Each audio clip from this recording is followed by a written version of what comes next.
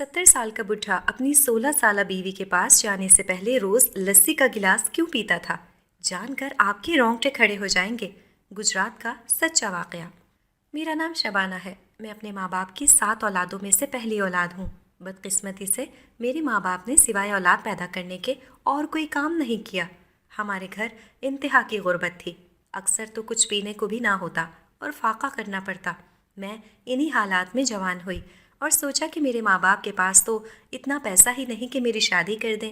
शायद सारी उम्र मुझे घर बिठाए रखेंगे। मगर मेरी हैरत की इंतहा न रही जब अब्बा ने आकर एक दिन बताया कि मैंने नुक्कड़ वाले किराने स्टोर के मालिक से तुम्हारा रिश्ता तय कर दिया है। मैं तो सुनकर ये चीख ही पड़ी। मैं गरीब ज़रूर थी लेकिन थी तो लड़की ही ना। मेरे भी कुछ अरमान थे कि मेरा शौहर खूबसूरत हो और अमीर हो, मगर सब मिलिया मेट हो गया। वो करियाने स्टोर वाला मुझसे उम्र में काफ़ी बड़ा था और ना सिर्फ शादीशुदा बल्कि 3 बच्चों का बाप भी था। उसकी बीवी का इंतकाल हुए 1 साल हो गया था। दूसरी शादी के लिए उसने काफ़ी कोशिशें की थी मगर कोई भी उसे लड़की देने को तैयार ही नहीं था। मगर मेरे माँ बाप बड़ी आसानी से मान गए क्योंकि उनके ज़िम्मे उस आदमी का जो कर्ज था वो उसी सूरत मुआफ़ हो सकता था जब मेरी शादी उससे हो जाती।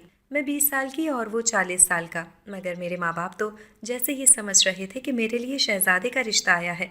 उन्होंने ज़बरदस्ती मेरी शादी उससे कर दी। मेरे शौहर का नाम लियाकत था और वो कोई इतना ख़ास अमीर नहीं था, बस एक किराने की 2 दुकान थी। मैं मरती क्या ना करती, उसी को अपना शौहर कबूल करना पड़ा क्योंकि कोई और चारा ही नहीं था। उसके 2 लड़के और एक छोटी लड़की थी। मैंने फ़ैसला कर लिया था कि मुझे अपने शौहर को हाथ में रखना है ताकि वो मेरे काबू में रहे। मैं कोशिश करती थी कि मेरा शौहर अपने बच्चों के साथ कम से कम राब्ते में रहे। मैं उसके बच्चों को उसके उठने से पहले ही स्कूल भेज देती और शाम को उसके आने से पहले ही जल्दी सोने का कह देती। उसके बच्चों को मैंने अपने काबू में इस तरह किया था कि वो सांस भी मेरी मर्जी से लेते थे।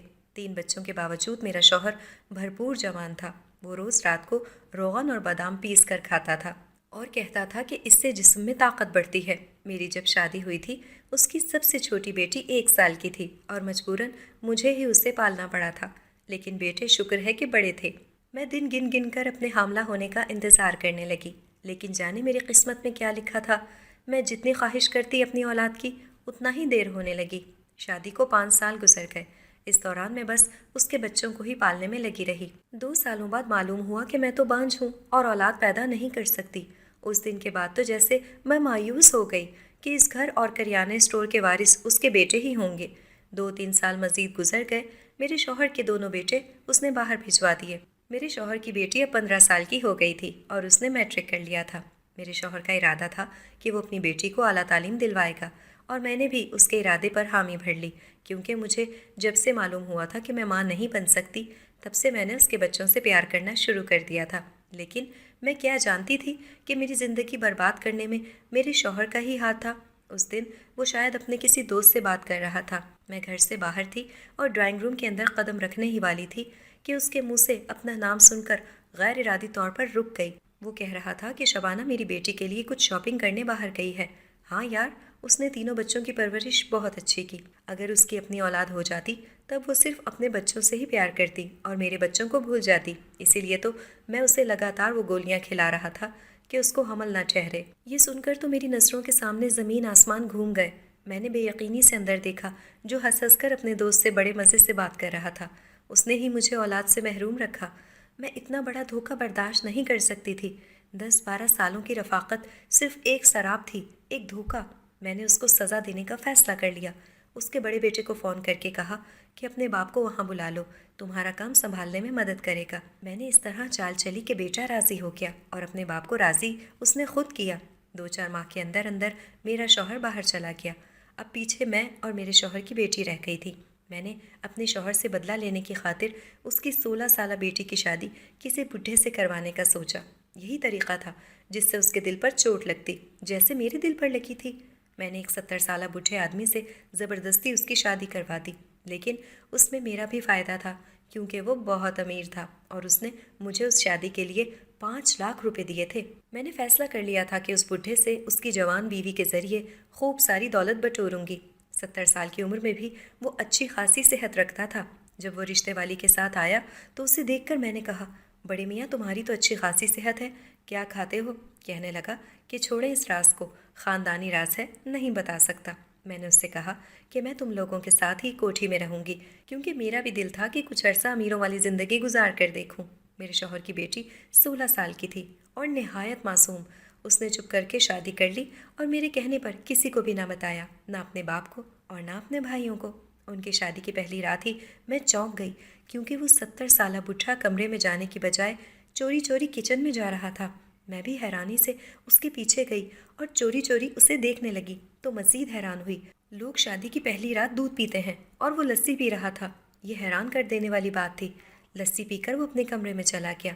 उस 70 साला बूढ़े आदमी का कोई रिश्तेदार नहीं था, सिवाय एक दूर की भांजे के। वो सिर्फ निकाह के वक्त ही नजर आया था और बाद में गायब।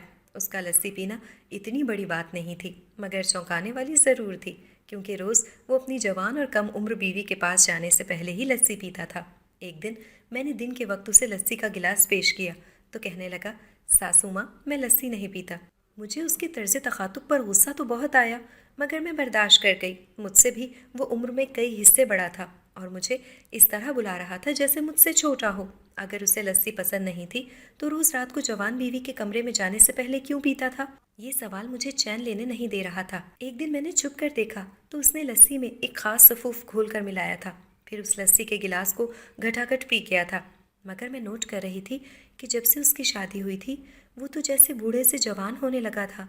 कहाँ उसके झुर्रियाँ और कम में खम, और अब वो नई नवेली दुल्हन के साथ रोज़ सैर को निकला होता।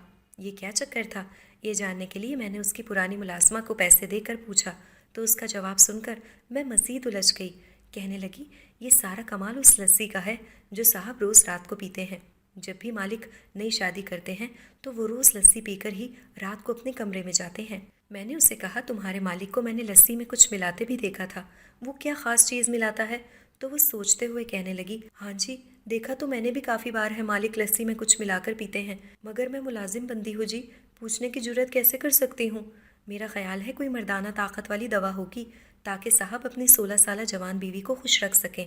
वैसे पहले मैंने भी वही सोचा था जो वो नौकरानी कह रही थी कि हो सकता है वो 70 साला बुढ़ा अपनी ताकत बढ़ाना चाह रहा हो, मगर जाने क्यों मेरी छठी हिस्स मुझे बार बार एहसास दिला रही थी कि कुछ और मामला है।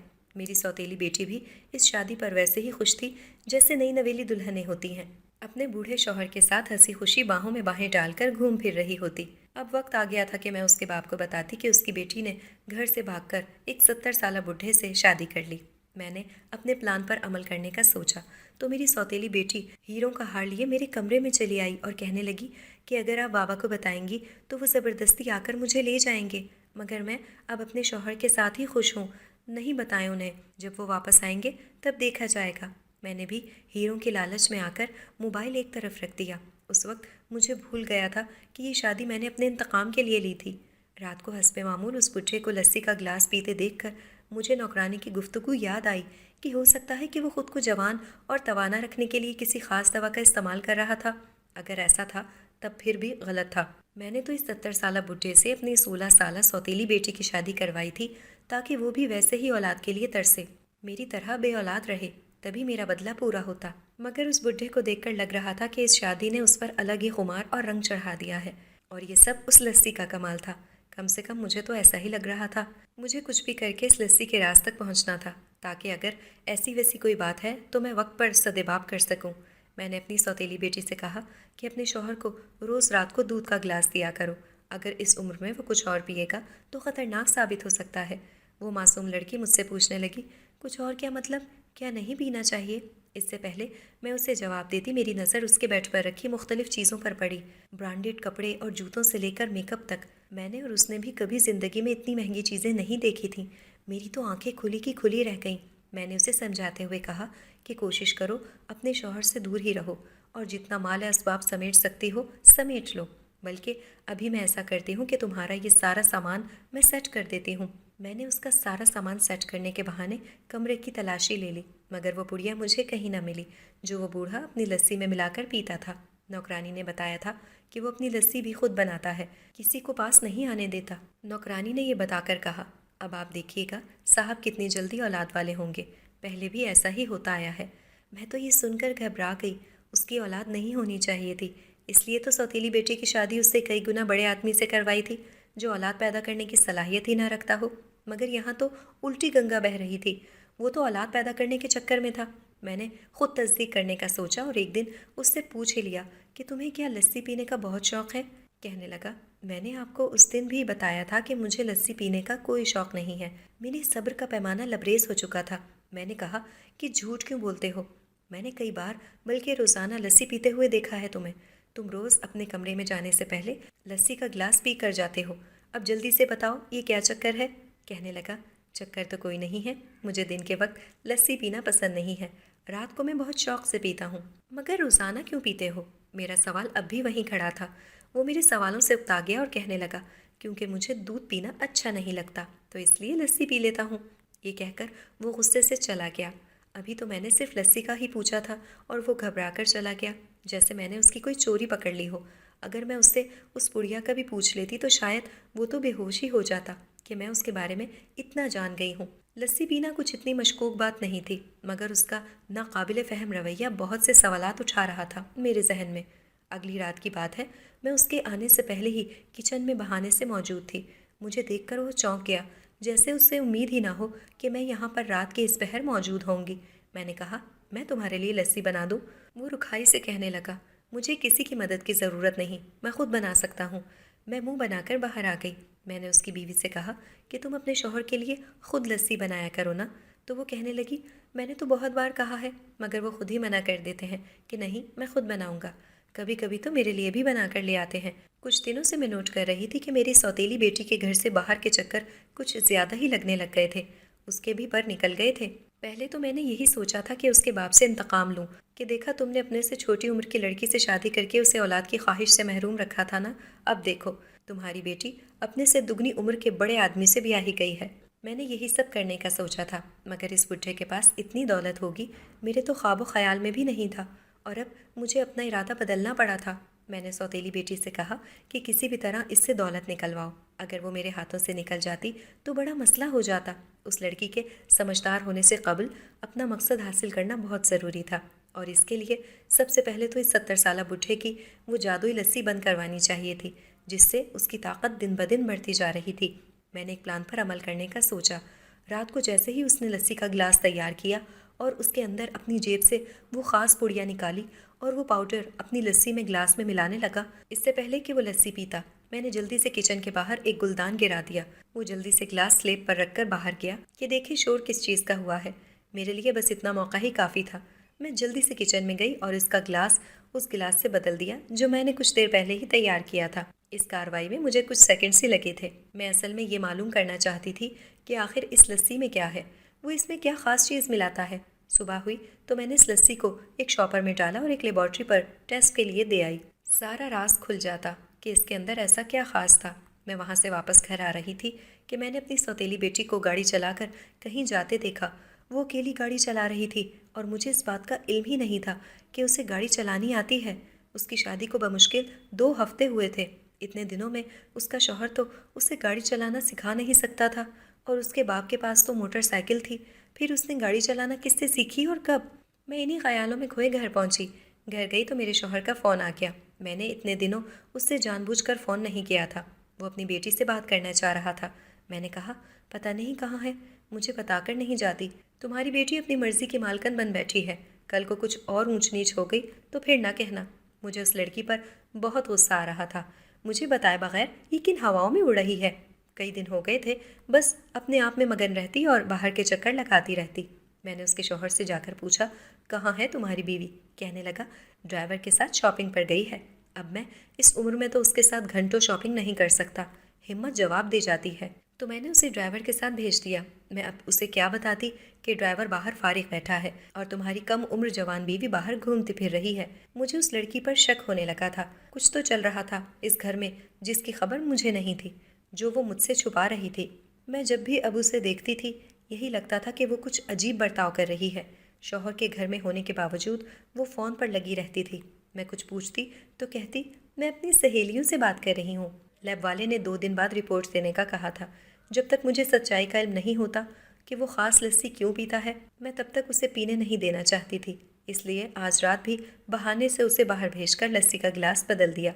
अगले दिन भी मैंने यही किया। फिर लैब वाले का फ़ोन आया کہ رپورٹس بن گئی ہیں، آ کر لے جائیں۔ میں نے اسے کہا کہ مجھے بتاؤ کہ رپورٹس میں کیا لکھا ہے۔ جو کچھ اس نے بتایا اسے سن کر مجھے لگا کہ لیب کی چھت میرے سر پر گر گئی ہو۔ جو کچھ میں سن رہی تھی مجھے یقین نہیں آ رہا تھا۔ میں نے گھر جا کر اس بوڑھے کے پاس جا کر وہ رپورٹس پھینکی اور کہا کہ یہ دیکھو اس لسی کا رزلٹ جو تم روز بڑے شوق سے غٹاغٹ پیتے ہو۔ مجھے سمجھ نہیں آ رہا کہ تم زہر پی رہے ہو، وہ بھی اپنی مرضی سے۔ اس پڑیا میں زہر ہوتا ہے جو تم جان بوجھ کر لسی کے گلاس میں ملا کر پیتے ہو۔ لیب والے نے بتایا تھا کہ اس لسی میں تو طاقت والے اجزاء شامل ہیں، مگر اس میں کچھ ذرات زہر کے بھی ملے ہیں، اور یہ سن کر میں حیران ہوئی تھی کہ وہ جان بوجھ کر زہر کیوں پی رہا ہے۔ پھر مجھے خیال آیا کہ کہیں اس کی بیوی تو اسے زہر نہیں دے رہی، کیونکہ اس کے رنگ ڈھنگ کچھ نرالے ہی لگ رہے تھے۔ یہی سوال میں نے اس سے کیا کہ تمہیں یہ پڑیا تمہاری بیوی دیتی ہے کہ اپنی لسی میں ملا کر پیو؟ کیا وہ تمہاری جان لینے کے در پہ ہے تاکہ تمہارے مرنے کے بعد وہ ساری دولت اسے مل سکے؟ میرے ذہن میں تو یہی آ رہا تھا کہ میری سوتیلی بیٹی ہی اسے مارنے کا پلان کر رہی ہو تاکہ دولت اور جائیداد اس کے نام ہو جائے، کیونکہ بڈھے کی کوئی اولاد تو تھی ہی نہیں۔ میری بات سن کر وہ ہنسنے لگا، کہنے لگا نہیں، ایسا نہیں ہے، میری معصوم سی بھولی بھالی سی بیوی کو تو اس بارے میں علم بھی نہیں۔ میں یہ زہر خود لے رہا ہوں اور مجھے معلوم ہے کہ میں کیا کر رہا ہوں۔ یہ سن کر تو میرے ہوش ہی فنا ہو گئے اور رونگٹے کھڑے ہو گئے کہ وہ خود اپنی مرضی سے زہر لے رہا ہے۔ کوئی پاگل ہی ایسا کر سکتا تھا، ہوش مند انسان سے ایسی توقع نہیں کی جا سکتی تھی۔ میں نے اس سے پوچھا کیوں کر رہے ہو تم ایسا؟ اپنی جان کیوں لینا چاہتے ہو؟ وہ کہنے لگا تم اتنی سمجھدار ہو کہ اتنا کچھ معلوم کر لیا ہے، تو یہ بھی معلوم کر لو کہ میں ایسا کیوں کر رہا ہوں۔ جاؤ اور جا کر معلوم کر لو، کیونکہ اگر دیر ہو گئی تو سچ میں بہت دیر ہو جائے گی۔ میں پریشان ہو کر اس کے کمرے سے نکل آئی کہ بڈھا تو سنکی ہو گیا ہے، عجیب بہکی بہکی باتیں کر رہا ہے۔ اب بھلا میں اس کا راز پتہ کیسے کرتی کہ وہ یہ سب کیوں کر رہا ہے؟ مجھے اب شک ہو رہا تھا کہ وہ کوئی ایب نارمل انسان ہے۔ اس ٹینشن میں مجھے تو ڈر بھی لگ رہا تھا کہ اس بڈھے کا کیا پتہ کہیں میرے کھانے میں ہی زہر نہ ڈال دیا ہو۔ اگلے دن میں اپنا چیک اپ کروانے ڈاکٹر کے پاس اسپتال چلی آئی۔ وہاں کوریڈور میں اپنی سوتیلی بیٹی کو دیکھا۔ اس سے پہلے کہ میں اس کے پاس جاتی وہ وہاں سے غائب ہو چکی تھی۔ شاید مجھے ہی غلط فہمی ہوئی تھی، بھلا اس نے یہاں کیوں ہونا تھا؟ ڈاکٹر سے چیک اپ کروا کر میری تسلی ہوئی کہ شکر تھا کہ کوئی مسئلہ نہیں تھا، میں بالکل ٹھیک تھی۔ ویسے بھی ابھی میری کون سا عمر تھی، 32 سال کی تھی میں۔ سچ کہوں تو اب میں پچھتا رہی تھی کہ اپنے شوہر سے انتقام کے چکر میں اس کی بیٹی کے ساتھ ساتھ میں خود بھی پھنس چکی تھی۔ واپسی پر آتے ہوئے میں نے ایک بار پھر اس کی جھلک دیکھی۔ میں نے جلدی سے ٹیکسی کو روکا اور کہا کہ اس گاڑی کے پیچھے ٹیکسی لگاؤ۔ میں دیکھنا چاہتی تھی کہ وہ کہاں جا رہی ہے، اور یہ دیکھ کر میری حیرت کی انتہا نہ رہی کہ وہ اسی اسپتال جا رہی تھی جہاں سے ابھی تھوڑی دیر پہلے میں واپس آئی تھی۔